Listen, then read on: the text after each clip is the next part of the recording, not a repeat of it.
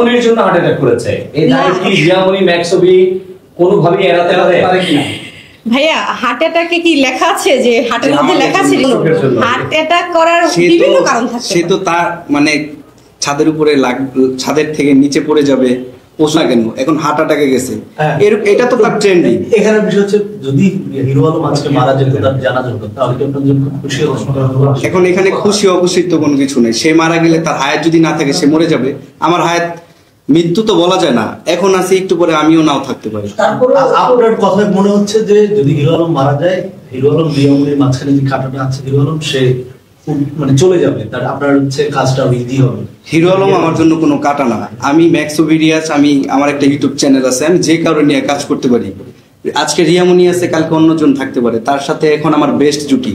ঠিক আছে, রিয়ামনি তো বলছে, রিয়ামনিকে তো আমি আর বিয়ে করি নাই, আমি যদি বিয়ে করতাম তাহলে আপনি আমাকে কাটা মনে করতেন।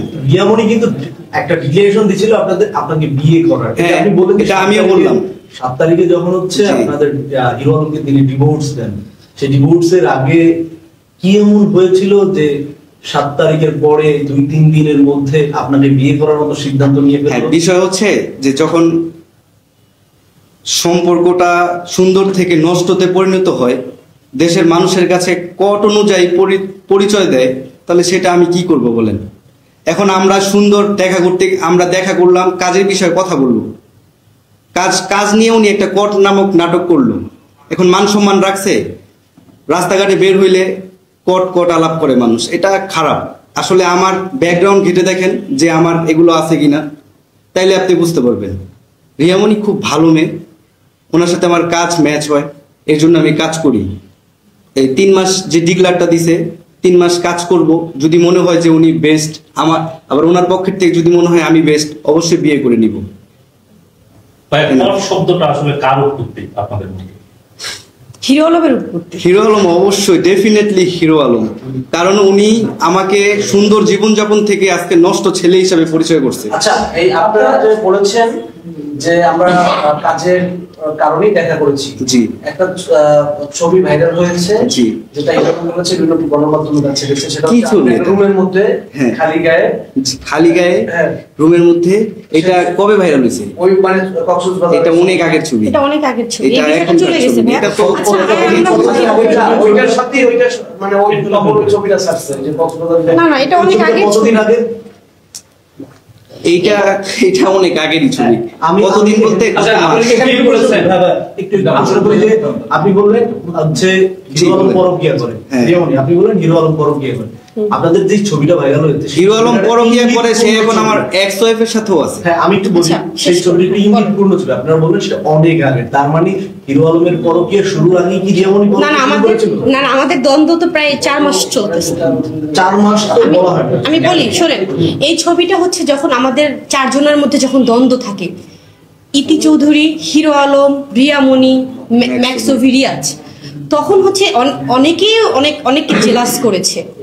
ঠিক আছে, তো এটা আসলে একটা পার্সোনাল ছবি ছিল, যেটা আমাদের মধ্যে জেলাসি থেকে, মানে জেলাস করে কি আপনাদের হচ্ছে রুমে ইন্টিমেসির জন্য দেওয়া? না ওটা রুম কেন, ওটা আপনি দেখবেন স্টুডিও ছিল। আমি বলি একটু, ওটা স্টুডিও ছিল, এডিট প্যানেল ছিল। এখন একটা ছেলে মানুষ, সে এডিট করছে, কাজ করছে, সে গেঞ্জি ছাড়া থাকতেই পারে, সেখানে তো আমি তো বাজে অবস্থায় ছিলাম না, তাই না?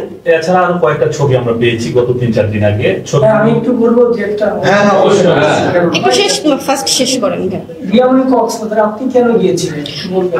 আমি তো পাই, এটা তো কাজে না, একটা কাজে, মানে আপনার সেই কক্সবাজারের কাজটা কি ছিল? আপনার মিডিয়া রিলেটেড কোনো শুটিং ছিল? মিডিয়া রিলেটেড ছিল, অবশ্যই সেই কাজ দৃশ্যমান আছে। জি, সেই কাজ পাবেন কিছুদিনের মধ্যেই পাবেন, সমস্যা নেই। সেটা কি রিয়ামনির সাথে আপনারা দেখতে পাবেন। তাহলে আমরা শেষ করি। আপনি কি রিয়ামনির ফাঁদে বারবার পা দিচ্ছেন, বারবার এই যে হ্যারেজ হচ্ছেন, আজকে কিছুদিন আগে মাথা ফাটলো, আপনার জীবনটা নিয়ে তো টানটা, কারণ দুইজনই ভাইরাল পারসন, আপনি তো এতটা ভাইরাল পারসন ছিলেন না, কিন্তু আপনি তো জীবন নিয়ে আর কত, মানে আপনার জীবনে কি রিস্ক থাকে না? এই যে রিয়ামনির পাশে আপনি বসে থাকেন বা তাকে নিয়ে কাজ করেন। ভাইরালের যে বিষয়টা বললেন, ভাইরাল ছিলাম না, এখানে হচ্ছে এখন যেটা আছে এটা হচ্ছে নেগেটিভ। ঠিক আছে, না বললে কাজ দিয়ে ভাইরাল ছিল, আমি কিন্তু আমার কাজ দিয়ে ভাইরাল, আর নেগেটিভ কেউ কখনো চায় না। বুঝতে পারছেন? আমি আগে একটু আগে বললাম না যে আমার ব্যাকগ্রাউন্ড ঘাটেন, আমার ইউটিউব চ্যানেলে যান, আমার কাজ বুঝতে পারবেন। তো হিরো আলম এটা ওর একটা টেন্ডেন্সি, ও সবসময় ভাইরাল থাকবে। ওর মনে হয়েছে যে আপনার প্রশ্নটাকে বুঝেন। জি। আমি আপনাকে প্রশ্ন করেছি, আপনি কি তাদের পাতানো ফাঁদে বারবার পড়ছেন? আজকে রিয়ামনির ইয়াতেও কি আপনি এই যে ভাইরাল হয়ে যাচ্ছেন, এতে কি আপনার ব্যক্তিত্বে কোথাও টান লাগছে না? আঘাত আসছে কিনা? এখানে পাতানো ফাঁদ কোথায়? আপনি কিন্তু বলেছেন যে হিরো আলমের ফাঁদ। তারপরে হিরো আলম ফাঁদ বলতে উনি যদি আমার নাম নিয়ে 10টা বাজে কথা বলে, তাহলে এখন আমি কিভাবে ফাঁদ বলবো? তাহলে কুকুর যদি আপনাকে কামড় দেয়, আপনি কি কুকুরকে কামড় দিবেন? হিরো আলম তো কুকুরের সমতুল্য আপনাদের ভাষ্যমতে। জি। আপনি কেন বারবার না না ভাইয়া, এইটা হিরো আলম বলা যায় না। কুকুরের এটা সমতুল্য কেন? এটা আমি একবারও বলি না। না না না। হিরো আলমও মানুষ, আমিও মানুষ, আর ভুল ত্রুটি মানুষের থাকবে। হিরো আলম অনেক দোষ করছে, হ্যাঁ। অনেক অপরাধ করছে। হ্যাঁ। উনি আমাকে আজকে এই যে মানুষের কাছে কালার বানাইছে, আমি একটা নিরপরাধ মানে আমি নিরপরাধ একটা ছেলে ছিলাম, ডোন্ট মাইন্ড, মানে একটু বাঁচা